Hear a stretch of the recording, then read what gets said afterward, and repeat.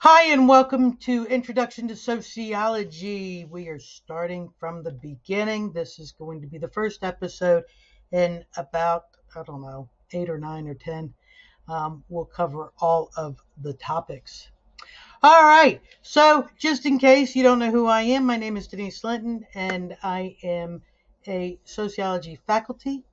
And I work at a couple different colleges, but I also work full time at Davidson Davie Community College. All right, so let's jump in from the beginning. What exactly is sociology? Well, it's right there in the word, and you're going to find throughout this course that sociology is kind of really simple in the sense of we put the definitions almost right in the words. So that is very helpful. It's not like psychology, that's a little bit more difficult. All right, so sociology. Ology means study, and social means people, society. So, sociology is the systematic study of behaviors and interactions of members of society. Now, let me point out the very important word there, systematic study. Okay? So, we'll come back to that. Now, where did sociology come from? So, prior to the Industrial Revolution, people were living in rural areas. It was mostly agriculture, and everything that was going on, the jobs, and people kind of worked in smaller communities. Well, when the Industrial Revolution started off with the invention of the steam engine, they started to build factories.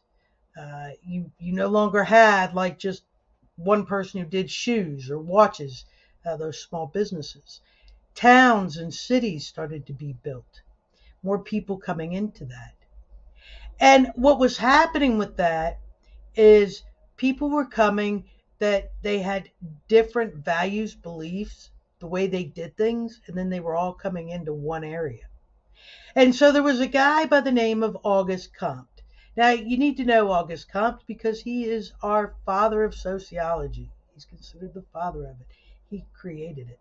And so, what he was doing is he was kind of watching everything take place and unfold, and he was seeing this phenomenon, things that are happening in society. And social problems were taking off. You had conflict and people, coming in. He saw poverty, racism, many things like that happening. And it occurred to him, we had psychology for a very long time prior to this. Now, psychology is the study of the psyche, the brain. Sociology is people and interactions. And so he's like, I wonder, he goes, we should be able to study society and start looking at why do people do the things that they do? Why do they think the things that they think? And, why do we have these problems based on our interactions? And so he created what was called positivism. Positivism, for him, it was that systematic study. And he was like, okay, it could be like math. You know how you have formulas and stuff like that and algebra and things like that? And so he kind of looked at that and said, that's how we should be able to study. It's got to be systematic. We can't just go willy nilly and just watch something and go, oh, that's it. That's why people do it. And so he created positivism, that systematic study. From him, and that's kind of where he got started. He started writing about sociology and coming up with these ideas.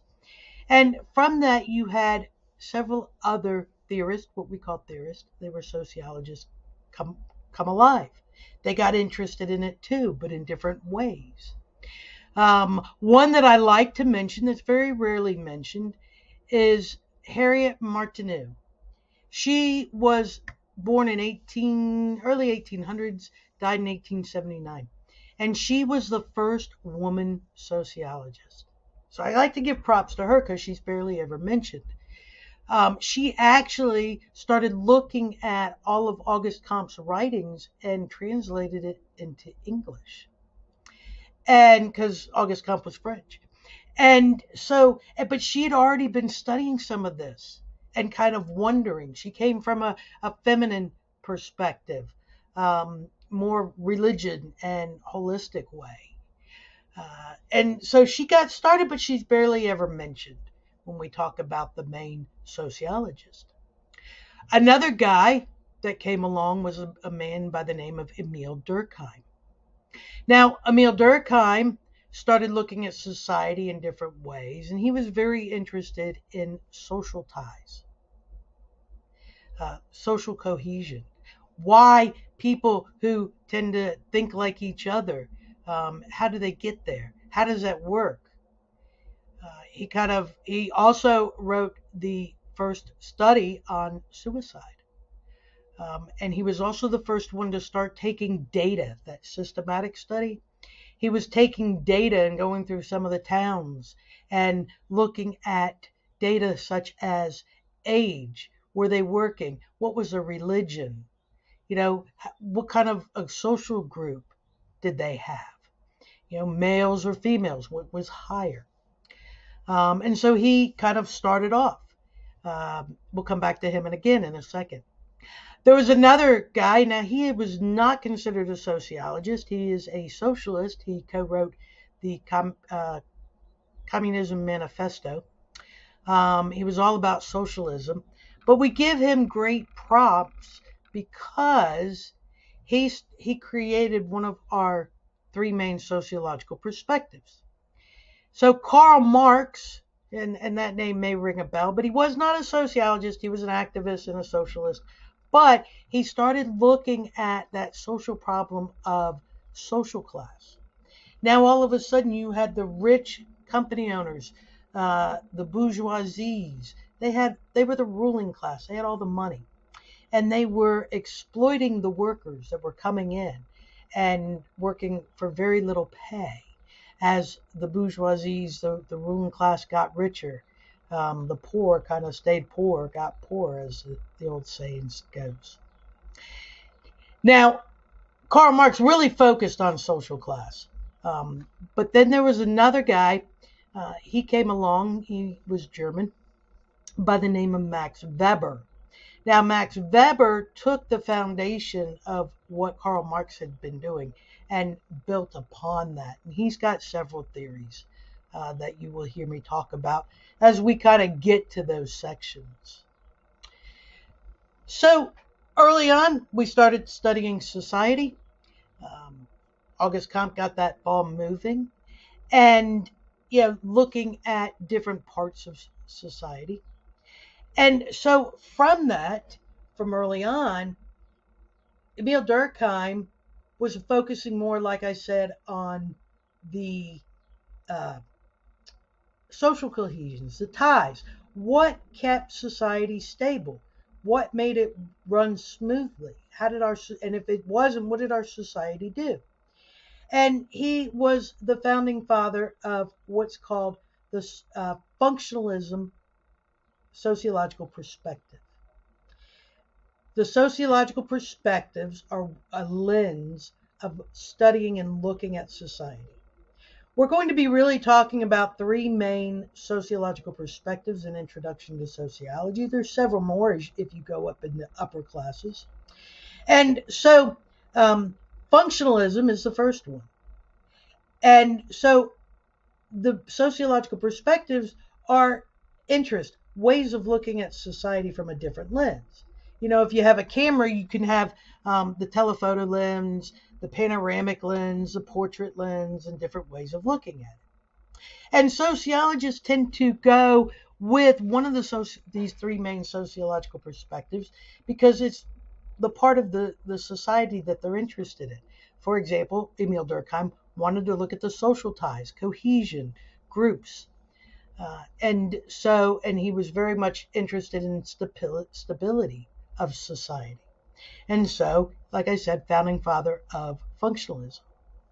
Now, Karl Marx, again, was really focusing on social class and inequalities and the conflict that was coming up with the bourgeoisies and the proletariats. The proletariats were the poor, the exploited. And he was looking at, mostly social class, of how they were being taken advantage of. Those in power get to make the rules. And so that sociological perspective is called conflict theory. Max Weber, like I said, was the one who took conflict theory and then has applied it to many other different parts of society and the different topics that we're going to be talking about. The third lens that sociologists will use is what's called symbolic interaction. So go back to the terms. How do you remember this? There's a cheat sheet for you also. But functionalism, what are the purposes, functions that's going on? How does it keep society stable? Those are the key words. And it's right there in the word, functionalism.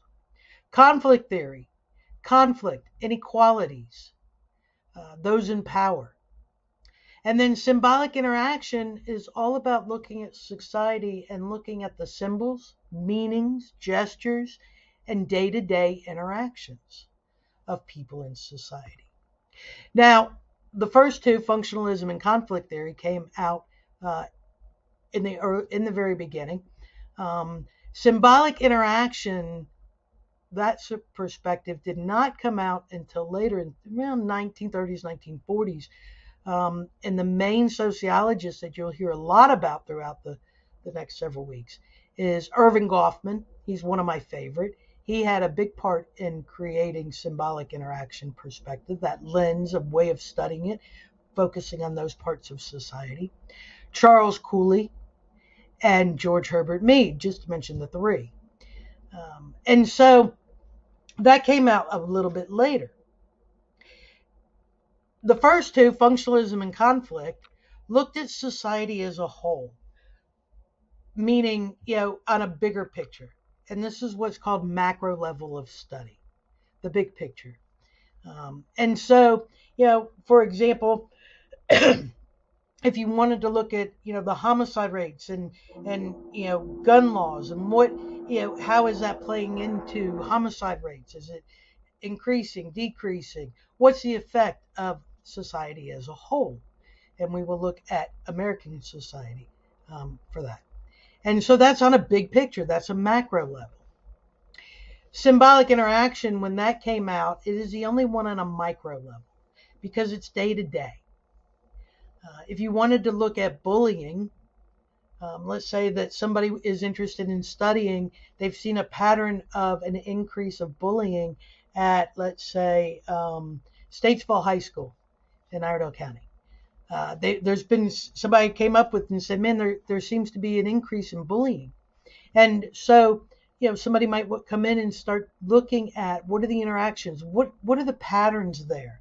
But they're really looking only at Statesville High School.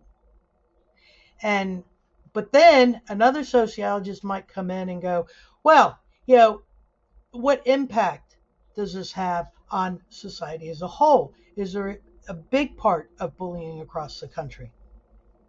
Conflict theorists would look at, who are the bullies and who are the victims? Is there inequalities? Is there power? Is there social class playing there? Is there race? Kind of looking at that. Now, functionalists may go, well, there might be functions. What's the purpose of bullying? And there could be positive and negative, as you'll learn throughout the course. It's hard to find the positive, but one of the things it does is it recreates what's called in-groups and out-groups. That comes out in life in groups.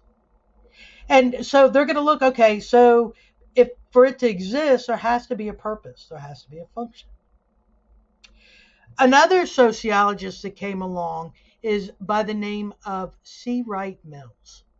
Now, C. Wright Mills followed the conflict theory sociological perspective. He fell into that. He came up with a couple of different theories.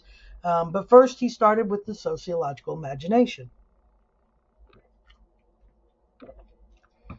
So one of the things he talked about was we have to kind of look at how do we start thinking like a sociologist? We become so used to our day-to-day interactions and going through the motions and everything. What does it take to be a sociologist? And he says we need a sociological imagination. So what does this mean? We for example, we kind of look at ourselves, and let's look at let's look at COVID. Okay, looking at COVID in the pandemic in 2020, many of us were experiencing, being home, shortage of toilet paper, maybe unemployed, not being able to see your friends, and we understood that from our experience. However, the sociological imagination is taking it a step further and saying, okay, wait a minute. I know I'm dealing with this, but what about other people? How is this affecting, maybe people who are um, don't have as much money, or how is it affecting the wealthy? Looking at it in a much bigger point of view, and it kind of leads you to asking other questions, not just an individual. It can help you make choices. It can help you with, kind of seeing how things play out.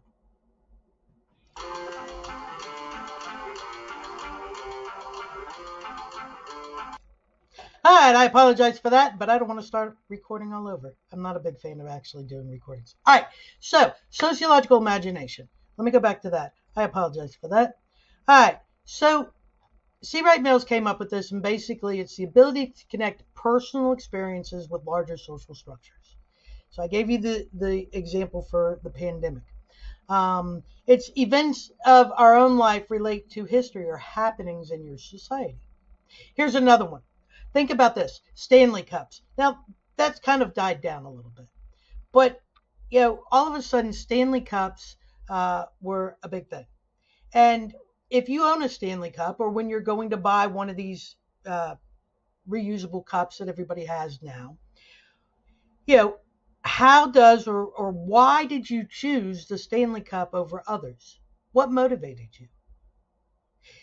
You went and got a cup. Everybody goes and buys cups or whatever. But what motivated you? What all of a sudden it was a big deal, but why? Why Stanley? Why not, there's many other brands, the Walmart brand. All right. And you start thinking to yourself, I wonder why. Why is Stanley so big? Is it any better? Or Yeti coolers compared to igloos? There's other ways of, on a bigger scale. Let's look at, how does homelessness affect or relate to a school, community, legislative laws? You see people that are homeless, and we look at that incident right there, but that sociological imagination is taking it further. Then start asking, well, I wonder how this plays out. I wonder how the homeless people here take it. Does it go on to make laws? And kind of looking at that. Or crime. You may be very aware of crime in your own area. However, it could be. Then you start looking at, what about crime in other areas? What types of crimes? We go back to the gun laws and things like that.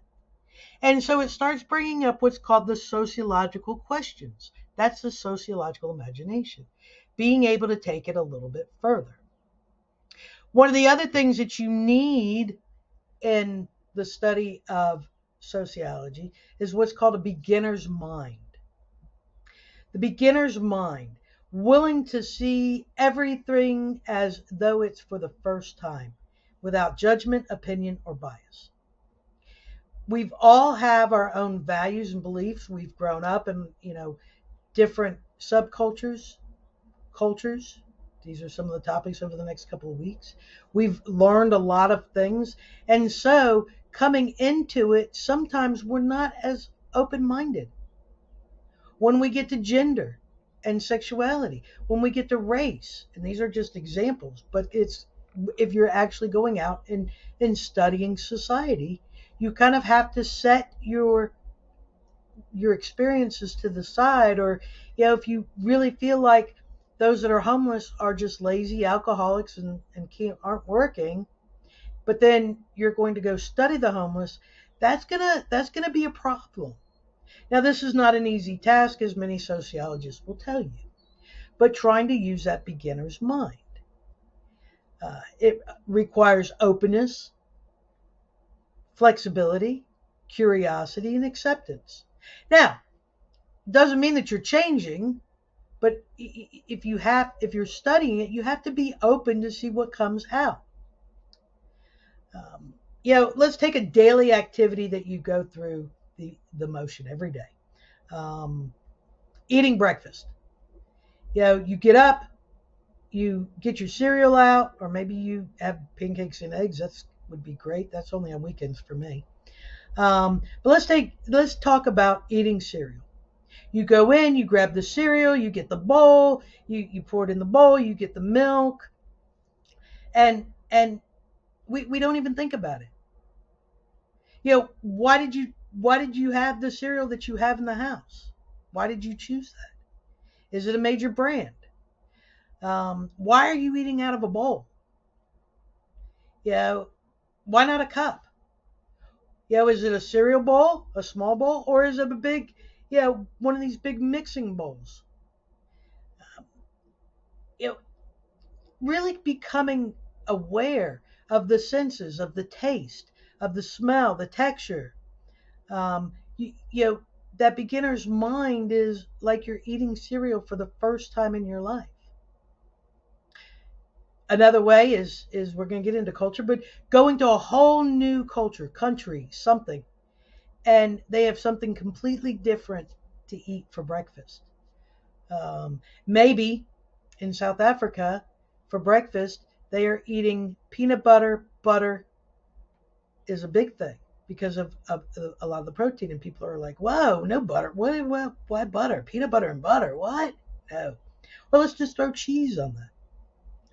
And so, kind of looking at it and being open, so that's the beginner's mind. All right, so that's the end of this one. Our next episode is going to be research methods. So if I always end this for my classes, if you want more information, if you need more explanation of something, I am always available. Please do not hesitate to send me an email. Ask questions. So I love answering questions. All right, well, we'll pick up research methods in the next episode. Have a great day.